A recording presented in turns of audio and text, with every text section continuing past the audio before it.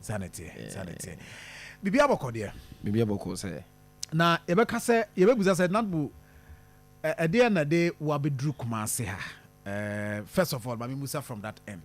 Ebi ana mani bi ho abeboy ne ayini mu a. De aka na yenso ebusa ho asem. Medase. Mami ngina ukasa fidie so na memfa nchi asronko emma wo ne watiefo.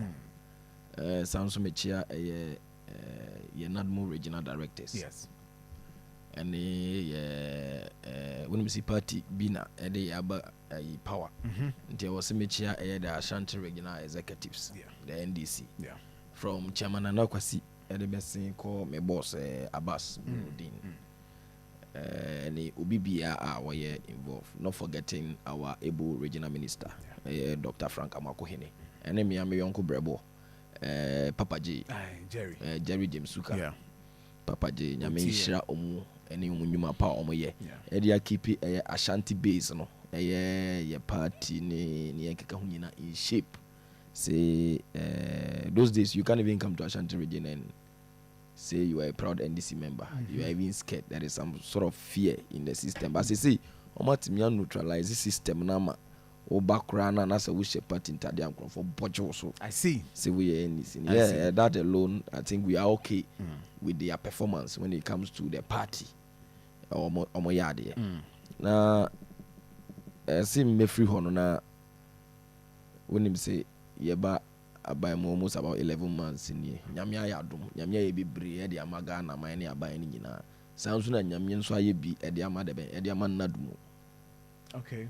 Me buy na me bra penny ka bibi nyoka no mo first day na yema me appointment letter say was me call NADMO for communications kind no obi ati no frɛ wo phone so say hello NADMO ya wa ko dey say dey awon mo dey nye problem kura o I say dey bury mo pa obi a obi dey frɛ me na was say Christmas we dey ye dan wo won ye dan wo make sure say awon mo no dey. So you see the perception about the whole organization. I'm just trying to tell you how people think about the way I'm comfortable in who say NADMO dear. This is a mercy and say yababe ye the money and one be abechiche. But the fact of the matter is say John, that is not our core mandate. Okay. It is not core. And also kahun. See maybe a mercy ye boamo bi nsa kona no. And it's part of a particular process which is termed as the recovery process. Say disaster is here. But the main mandate of NADMO ne say the ben see you be making sure say disaster needs preventing it from happening. That is the most important thing. Say now say mistakenly say is here, then we will now arrive at what the recovery stages, and then as a mostly people do remember us of. And then I say serious. You heard there NADMO for bechiche mattress, bechiche way. See, there have been a lot of wrong perception about the organization for a very long time. Not only that, even with NADMO, it will shock you. Say you go to salary commission, wages and salaries commission. Say fair wages, and I say bageni, send your friend. Salary at the NADMO workers and leadership of those places omo penny 14 around table can openly hit their chest and say NADMO is a politically exposed organization. I was a politically exposed organization. Yeah. So what is it about? What I'm trying to say is say a man for be brain na dwen say NADMO jumakuo no ye jumakuo bi a politicians for na head and ati to satisfy a particular wing of their party. Eba se banso a obi nso be ka se once a aban bi o appointing crofo ko that is it crofo free ho no de question maybe say aban be na eba institution be na wo ho a yen appointing politician nko ho. That is what we should be asking ourselves. So if we are appointing a politician to a particular position in an organization, does not make it politically exposed. I don't know whether you understand what I'm trying to say. The exposure as someone can say politically exposed. No, in the case of maybe the Ghana Police Service, that direct political appointment. So can you say the same thing to MPA? Yes, NPA. Can you say the same thing to Minerals Commission? Okay. Can you say the same thing to Tema Habo? Okay. The Ghana Post and Harbor Authority. Yeah. Can you say the same thing there? Can you say the same thing to I want to use an organization here in Kumasi. Biana said the Biana Juma DCT. So then be a humo. So yeba no yabe hu sa want to loopholes na amasa misinformation na about the organization ekwa echiri. Eye dan ya nipa na politics MPP ni NDC omo ya Ghana for MPP we ni aba e was no kron for yetimi de appoint omo no mo ye adwuma. NDC we ni aba e was yetimi appoint omo no mo ye den no mo ye adwuma.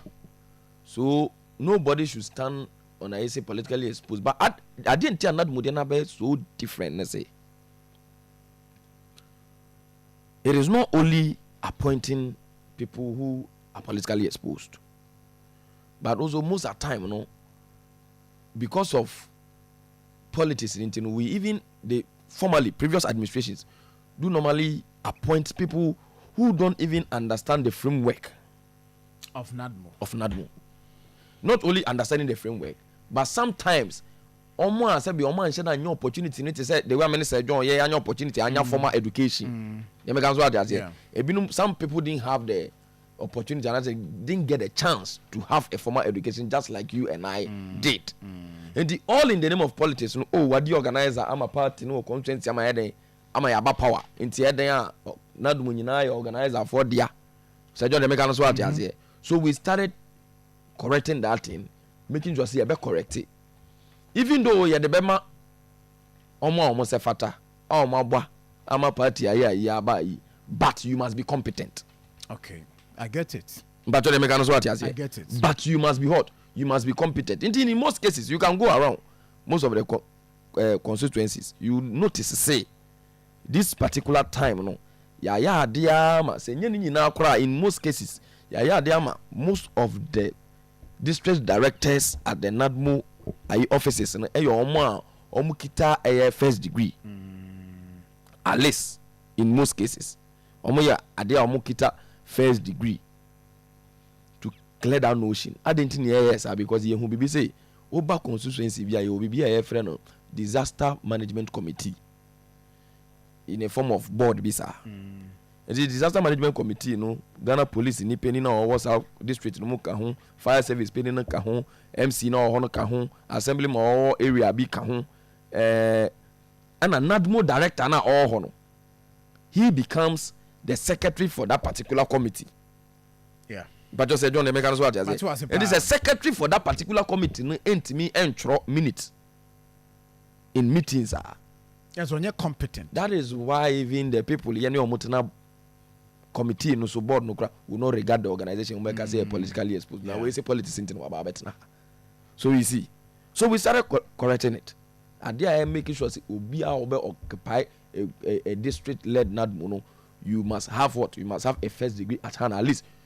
So wouldn't me and have a first degree you must at least have maybe SHS. I said you bet me aboa my ebia. You bet me about benya de e bet me about benya first degree. Yeah. Nti ya dia ye de ye de hye kwama NADMO no ye yi sanu mana front perceptions ni bi na ye de ene ye clear fi wono ene na nche enye money anwan kwa enye money anwan say NADMO na ye building ya pass our level no we are building a NADMO that will prevent disaster from happening. I don't know whether you have heard about the Bagri Dam spillage. A very huge success NADMO actually as be yanka ho asem ye. Normally every year before I finish be barrier anka ye nuan mo the 5 northern regions all apart from upper west, yeah, all the rest 4 ni nyina anka by this time they are flooded. You will see those news people have been disposed. Mo see a amanfo afrifie amanfo mfu flood am no baye eno so basa na amanfo no baye sai amanfo nuane sai e man nuane a wose ye transport de ba Kumasi ne Accra na ye den esote sa na nuane boy den akosoro. This time and nuane bo anya a little bit stabilization no. Yes we play part o Sir John. Nuane bo no ho. Ya play part but this a match mu. We played any chire mu. That is it. Embrana Bagri Dam for. So I'm now telling you what I'm doing right now is trying to tell you, see, across it emo any zomi it's line no. Emrana Bagri Dam for Babe spillage every year be omoye. Bagri Dam no ekate across the white water no. Until time be omoye spillage biano. Omo dam no ye ma exercise omoye to protect the integrity of the dam. You can't take it away from them. Say John Emeka no what you say. It is to protect the integrity of the dam. And one of the processes they say ombes pili insuna abama madam na ma so man pili a ebe na overflow its banks na cause disaster e wo mom side. Yeah. The best thing is ombes pili nto ma pe kwan na ma pen so enenam Ghana northern region for northern regions bebre an for asisi adan e wo ho ebi akofo wo ho ebi anyoma bebre.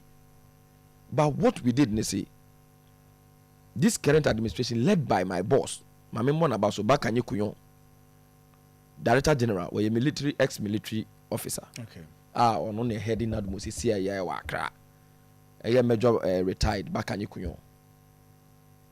And making sure we will be in constant communication with the people at the Bagri Dam. And the actual must say, Sempatro mube spillage. Mu making sure say, mube my notification at least 1 week, 2 weeks, and I say mube me kura mama 3 weeks notification say mube spillage that way, mube spillage that way. So we know what to also do. Inti men be na Bagri Dam for be spillage, you know. And omo tun sa efre e Ghana NADMO. And any omo kotena ye share na just okay. First na nka normally mube bie ni nyina to mu hu a get ni nyina na nka. Ensu afa e nkronfo no patcho. This time around mama time week bia mube bie gate baako. Oh, okay. Nti week na mube bie gate baako bia no yesu ye be estimation ne ya check ya hese mo bie gate baako a ebeduru he omo a ebe chi omo nyina ye be dikan akọbọ omo kokose mpacho omo ntumfiri ha. Nti ye estimations na ye wo expertise omo yes ade no. Nti omo mbe kwakọ yes estimation na maka say ensuo no omo bie gate baako ebeduru ha. Nti asimasi mumfiri mu fie. Se ya fo so a mon konja afo no. Ensuo ti afo no kra dan ya nipa de wo nkwa ye de ehia. Ensuo ti afo no kra na nkwa ba be satimi ya de obetimi aba abedo.